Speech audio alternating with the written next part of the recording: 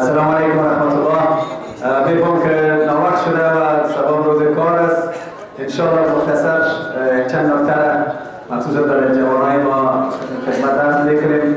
دیگه پروگرام زود ختم میکنیم که برادرها و کارهایی که تنظیم کننده هستن هم باید یگان کار دیگه دارن که مجلس جمع کنن. Dear beloved youth, inshallah we have a few minutes to finish and wrap up the program. And inshallah the brothers who are leaving, we'll give them a minute to vacate the hall and keep quiet.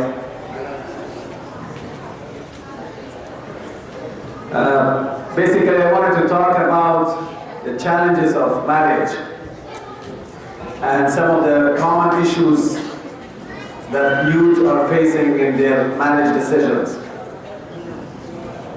Alright, Bismillahir Rahmanir Rahim, Alhamdulillah. والصلاة والسلام على رسول الله واشهد أن لا إله إلا الله وحده لا شريك له وأشهد أن محمدا عبده ورسوله صلى الله عليه وعلى آله وصحبه أجمعين.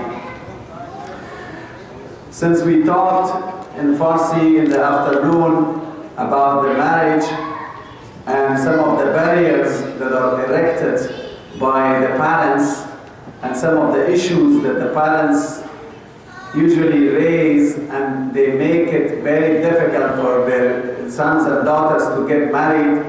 So we talked about it with a lot of details, and if you missed it and if you were not here, you can maybe watch the video of that talk, which was about 2 p.m. today. It will be available in the website. Let me see by show of hands, how many of you were here at my talk in the afternoon? How many were here? About 50%. Okay, so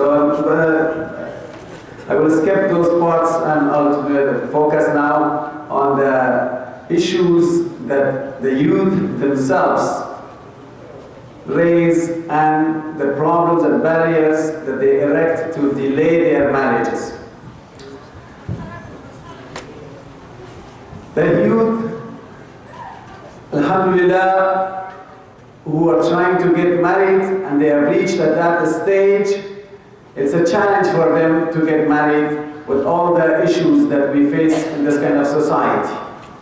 As we know, we're living in a society which is permissive for illicit relations, a provocative environment, an environment that encourages promiscuous relations. And this kind of environment makes it very difficult for Muslim youth to maintain their chastity, to maintain their purity. It becomes a challenge. And as we mentioned in the afternoon talk, that Islam is very sensitive towards these kind of gender relations and any kind of contact, any kind of behavior, any kind of language, any kind of talk that carries any kind of sexual overtones or overtures. So one has to be extra cautious and careful when it comes to relating with other sex, with boys and girls, the other sex. And when it comes to marriage, now how do you handle yourself to get married without compromising the Islamic teachings? And what are the issues that affect the youth to delay their marriage and postpone forever? One of them is the appearance and the look of the boy or the girl, right? And a lot of, especially boys, when it comes to the appearance and the look of the girl, they usually set their beauty models in their sights based on the standards that they see in movie stars and advertising models in TV, and they think they want to have that kind of wife. Now, first of all, you have to know that that is not possible, because there are very few people like that with that kind of beauty that becomes models for advertisings and others. Second, the muhajjab sister that you want to get married, with her simple and modest hijab, she has hidden a lot of beauty for you, and that beauty is not apparent, and that beauty better be understood by other factors. So don't fool yourself with that kind of beauty model that you have to have, as you see in advertising models. And even if you find someone like this, then she also expects a very, very model, handsome boy. Are you there? Do you have that? And if you even find that kind of girl and you get married with, then she will feel very special for her look and beauty, and she wants to be treated as such. So now you as a husband start to worship her beauty and start to give up everything just because she is so pretty and beautiful. And that can really cause a lot of other problems, because that beauty is not going to last long, and that beauty will be lost very soon or changed. And then what do you do? Because some brothers, they say that, well, once I get married with a very pretty and beautiful girl, then that will help me to lower my gaze, and then I don't have to look at other women. That's not correct.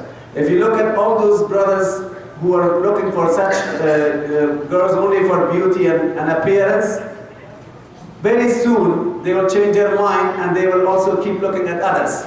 So what keeps the marriage successful and happy is not the appearance, but it is the taqwa and the character of the person that maintains the marriage and makes it successful, and not just the appearance. So what is now the decision, what is the criteria? Well, I would say that if you find someone who is average looking, someone who doesn't turn you off, that's good enough when you look at her. And inshallah, you can start with that kind of criteria for appearance. Another thing that delays the marriage for youth is that some youth feel that as soon as I see the right candidate, then I should have a flame in my heart and in my mind. And I should feel a magnetic attraction and a romantic feeling all of a sudden as soon as my eye looks at her eyes or his eyes. Where is that coming from? We can't say that it doesn't happen. It's possible that for 1 out of 100 people this may happen. But is that realistic always to happen? Not really. That kind of feelings, that romantic feelings, will come after socializing, after fantasizing, after spending time together, and after some other things. You sit down and talk, and those kind of feelings will be developed. So don't expect that the person that I want to get married, I have to have that flame, and so that I feel it, so that I feel that this is the right person. In fact, from Islamic point of view, when you get engaged, the flame starts. And when you get married, then the flame ignites. So wait for that. The next item is the next factor that causes postponing of marriage by a lot of youth is the age. A lot of times we get carried away with the age limit and we say, my spouse has to be within this age and the same age as I am. Well, generally speaking, it's good that if you can find someone compatible in terms of age, but that should not hold you as a main criteria. Because look at the Prophet ﷺ.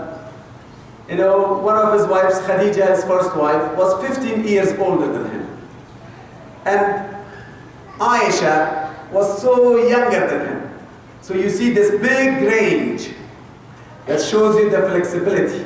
That don't, get yourself caught into that. If there's a few years younger or older, you don't want to limit yourself with that. I'm sorry?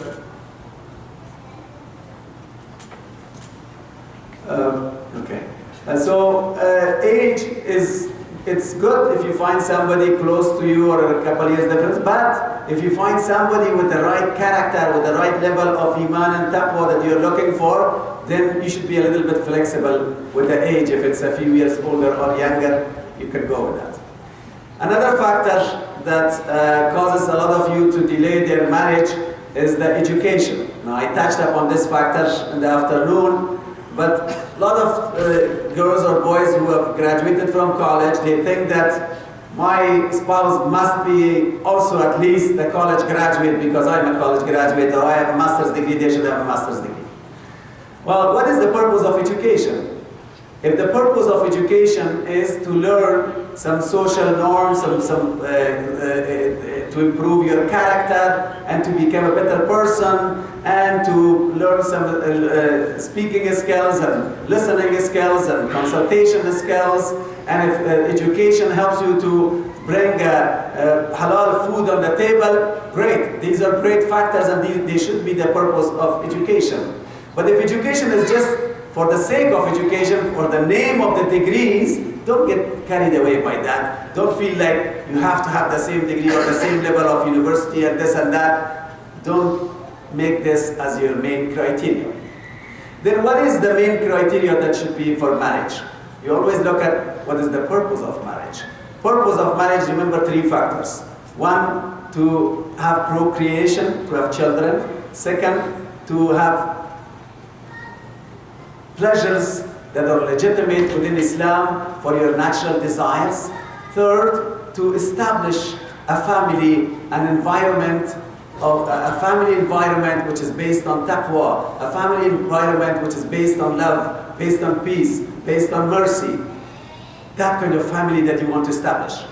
Now, the candidate that you're looking for, look at these criteria. Is she or he willing to have procreation and willing to establish that kind of family environment and willing to help each other in satisfying each other for natural desires? And if so, then that's the right person. Now, as long as the marriage objectives are agreed upon, then for other things, you want to be flexible.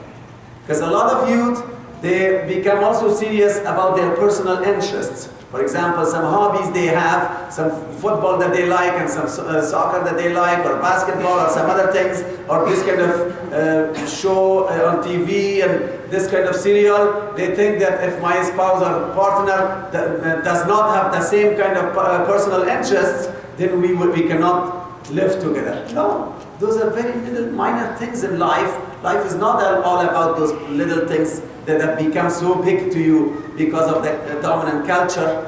Those are very little things. Don't worry about those little things. Stick to the major things that defines the marriage. And as long as you agree on the purpose of marriage, then you should be flexible to accommodate each other for other differences. Because sooner or later when you get married, you will identify differences towards each other. You think, oh, this is Mr. Right and Mrs. Right that I'm marrying, but a few weeks or a few months later, you will identify a lot of shortcomings in each other. But now, instead of emphasizing on those shortcomings, you try to accommodate each other. You try to help each other, and you try to help each other to improve in a diplomatic way, in a wise manner, instead of offending each other. So this is a very important formula. Now, once you agreed on getting married and you have agreed on those principles based on that, then what do? You know, a lot of times people, our youth, they think that I have to go and look around and find somebody with that kind of criteria. Well, the Prophet ﷺ, when he said that, look at the girl that you want to get married, he didn't mean that in every conference and everywhere that you went and look around, everything, let's see who is attracting me, right? Don't do that. First, you check the availability of the person through family, through elders, through the imam, through somebody else in your family. First, check if that person is available to get married. And after availability, then check for suitability, whether this person is suitable for me or not, whether this person meets the criteria for me. And define your criteria and narrow it down with a couple things, not too many things. And in fact, I we do pre-marriage counseling in Virginia, and we don't actually do nikah now of anybody unless we go through pre-marriage counseling, because we have learned that a lot of youth, they get married based on emotions, and then later they realize that they have all kinds of problems and issues and based on emotions. So we ask them to do pre-marriage counseling. And in fact, if you go to our masjidadamcenter.org, we have developed 100 questions that every spouse, we are asking them to go through these 100 questions, both of you, and then come back to us and answer those questions. Those questions are meant to make you think very deeply and seriously about marriage and about your future. So inshallah, you can, those questions help you before you get married, and then the pre-marriage counseling, we bring up all kinds of issues and questions. So it helps them a lot to prepare themselves. So after you have checked availability and suitability, then you go through the family and through the elders to have a short meeting in the presence of somebody else. And inshallah, after that, when you say, okay, this is the person, you still make istikhara, and then inshallah engagement. So there's a lot of other steps that we don't have time, so I'll stop here. No, you don't have to stop. I just need to make a quick announcement. There's a traffic issue. Sure. Then you can continue, inshallah. There's a red Corolla we just announced earlier that's been parked behind the masjid in that little driveway that we have. That's blocking a lot of traffic. There's some other people that are trapped there. If you can move your car, it's a red Corolla. The license plate number is BJVA 648, red Corolla. If you can move your car, please, so that other people who are actually trying to go home, just you're blocking their path. Jazakallah khair.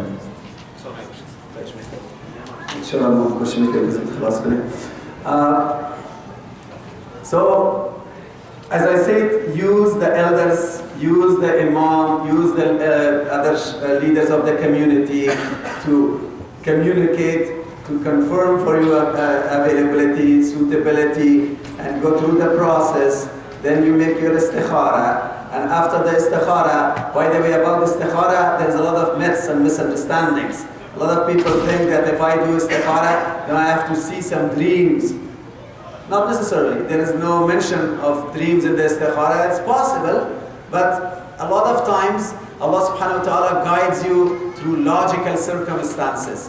So there will be, logically, the circumstances will change that will make you think in that direction and prefer this side or the other side of the choice. So after doing istikhara for several days or several nights, in the middle of the night especially, inshallah, you will develop some tendency naturally in one way or the other, or you will get more data to prefer one side or the other side. Most of the time, the istikhara brings that kind of result.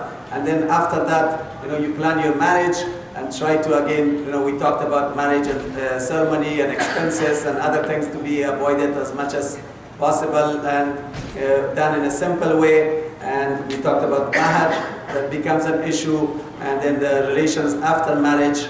I think I'll stop here. If you have any questions, I'll inshallah answer. Otherwise, we will wrap up.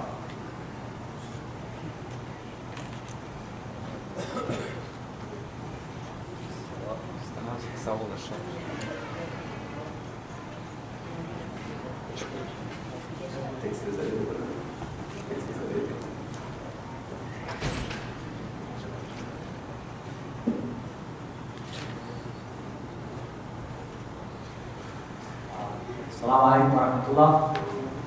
می‌کنیم سوالایتان اگر کس دوستا سوال داره سوال خود مدرس بسازه در غیر زود پروگرام خود یک جنبندی بسیار مختصر می‌کنیم.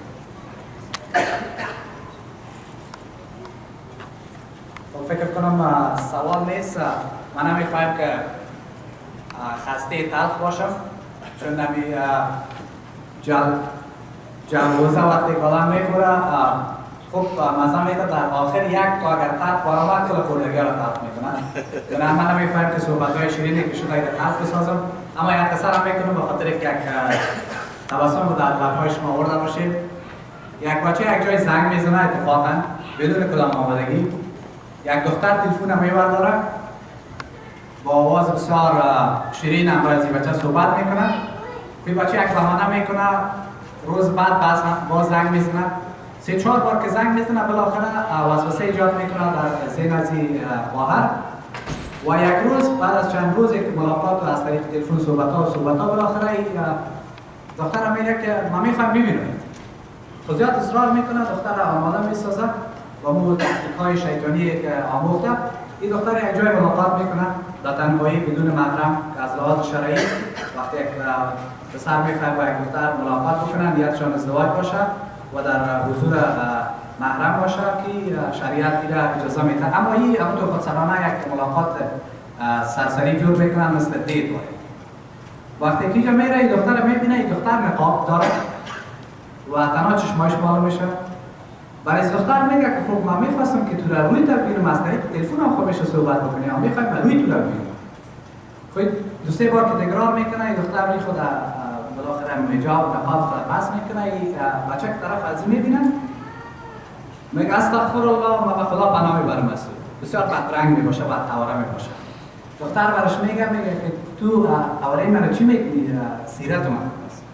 البته این صحبت یکی از علما میکنه که سیرت تو آماده نیست.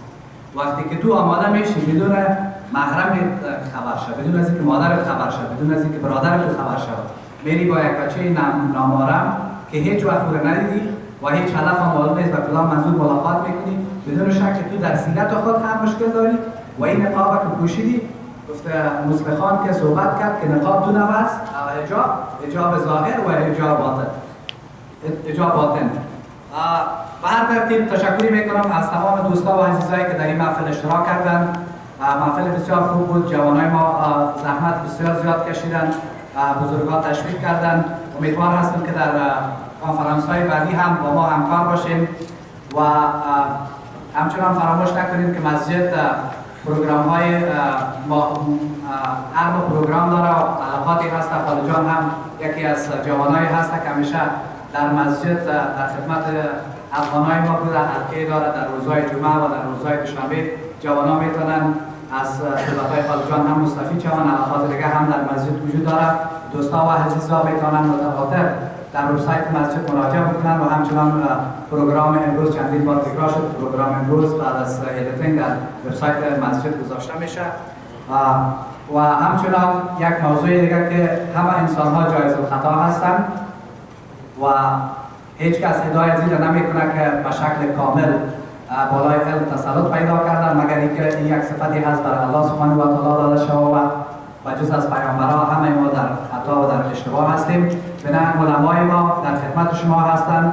اگر کدام سوالی براتان پیدا شده باشه در جریان صحبت و یک سوال به شکل درست واضح نشده چون وقت بسیار کم بود، بدون شک علما نتونستن سوالات به شکل مفصل جواب بدن، شما میتونید از طریق تلفن و از طریق تلویزیون با علمایی که ما دعوت کردیم ارتباط بگیرید و نسبت به وسوسه ها و سوالاتی که مطرح نشد به شکل درستش یا جواب داده نشد همراه از اونها صحبت بکنید و پاسخ درست دریافت بکنید. شب خوش به همه دوستا و عزیزان میخوایم. السلام علیکم و رحمت الله و برکاته.